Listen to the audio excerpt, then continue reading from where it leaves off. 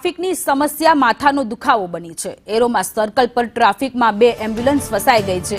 મોડી રાત સુધી 4 કિલોમીટર સુધીમાં એમ્બ્યુલન્સ ફસાઈ। બંને એમ્બ્યુલન્સના દર્દીઓ ટ્રાફિકમાં પીડાતા રહ્યા।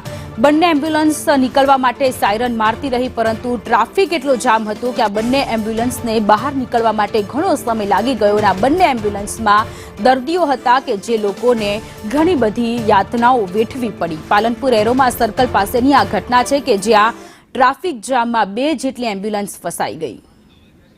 સંવાદદાતા ધવલ જોશી ફોન લાઈન પર જોડાયેલા છે। ધવલ, પાલનપુરના એરોમા સર્કલ પાસે ટ્રાફિક જામમાં 2 જેટલી એમ્બ્યુલન્સ ફસાઈ ગઈ। બંને એમ્બ્યુલન્સમાં દર્દીઓ હતા।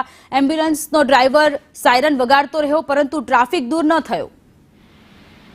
સુનલ, ચોક્કસથી વાત કરવામાં આવે તો બનાસકાંઠા જિલ્લાના મુખ્ય મથક પાલનપુર એરોમા સર્કલની ટ્રાફિક સમસ્યા છે તે છેલ્લા કેટલાક સમયથી વિસ્તાર સહિત આસપાસના વિસ્તારના લોકો માટે માથાના દુખાવા સમાન બની છે। મહત્વની વાત છે કે એરોમા સર્કલ પર દરરોજનું 3 થી 4 કિલોમીટર લાંબુ છે તે ટ્રાફિક સર્જાતું હોય છે। મહત્વની વાત છે કે અનેક વખત સ્થાનિકો દ્વારા તંત્રને રજૂઆત કરાઈ, ગાંધીનગર સુધી રજૂઆતો કરાઈ, તેમ છતાં પણ આ ટ્રાફિકનું કોઈ નિરાકરણ આવતું નથી। ગઈકાલે રાત્રિનો સમય જે પ્રકારે ટ્રાફિક સમસ્યા સર્જાઈ, 4 કિલોમીટર લાંબો ટ્રાફિક સર્જાયો ને તેને જ આ ટ્રાફિકની વચ્ચે 2 જેટલી એમ્બ્યુલન્સ છે તે અટવાઈ હતી। મહત્વની વાત છે કે આ એમ્બ્યુલન્સની અંદર દર્દીઓ હતા અને એમ્બ્યુલન્સનો ચાલક છે તે સાયરનો વગાડતો રહ્યો, પરંતુ તંત્રના પેટનું પાણી ન હલ્યું। મહત્વની વાત છે કે અડધો થી 1 કલાક સુધી આ જે એમ્બ્યુલન્સો છે તે ટ્રાફિકની અંદર અટવાયેલી રહી। ત્યારે જે પ્રકારે આ સ્થિતિ સર્જાઈ છે તેને લઈને એરોમાની ટ્રાફિક સમસ્યા છે તે કોઈ માણસ માટે જીવ